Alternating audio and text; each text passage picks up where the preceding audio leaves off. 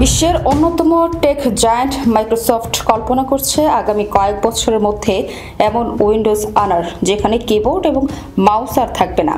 এর পরিবর্তে আসবে নতুন এআই প্রযুক্তি। এই প্রযুক্তি কিভাবে কাজ করবে সে বিষয়ে ধারণা দিয়েছে প্রতিষ্ঠানটি। মাইক্রোসফট ইউটিউবে একটি নতুন ভিডিও পোস্ট করেছে যেখানে প্রতিষ্ঠানটি বলেছে এআই প্রযুক্তিবিদরা আগামী 5 বছরে ল্যাপটপ এবং ডেস্কটপের সঙ্গে আমাদের যোগাযোগের পদ্ধতিকে নতুন সংজ্ঞায়িত করবে। এই ভিডিওতে আগামী 5 বছরের মধ্যে উইন্ডোজের সঙ্গে আমরা কিভাবে যোগাযোগ করতে পারি তার একটি ধারণা তুলে ধরা হয়েছে।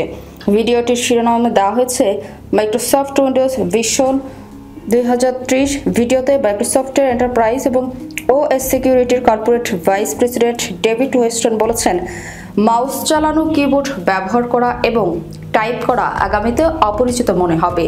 2030 সালের মধ্যে মানুষ কম্পিউটারের সঙ্গে চোখ দিয়ে কম কাজ করবে, বেশি কাজ করবে কথা বলে।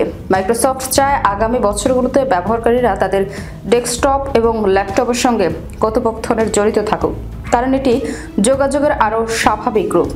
ওয়েস্টন আরও বলেন, উইন্ডোজের ভবিষ্যতের সংস্করণটি মাল্টি মডেল হবে, যা ব্যবহারকারীদের সঙ্গে কথা বলবে, অঙ্গভঙ্গি করতে, এমনকি কিছু দেখতে এবং মেশিনকে প্রতিক্রিয়া জানাতে সাহায্য করবে। এটি সরাসরি বিজ্ঞান কল্পকাহিনীর মতো শোনাতে পারে।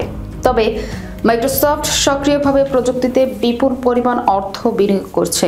গত কয়েক বছর ধরে টেক জায়ান্টটি উইন্ডোজ এবং অফিস সহ বিভিন্ন পণ্যে তার এআই চালিত অ্যাটবট কোপাইলটকে একত্রিত করছে।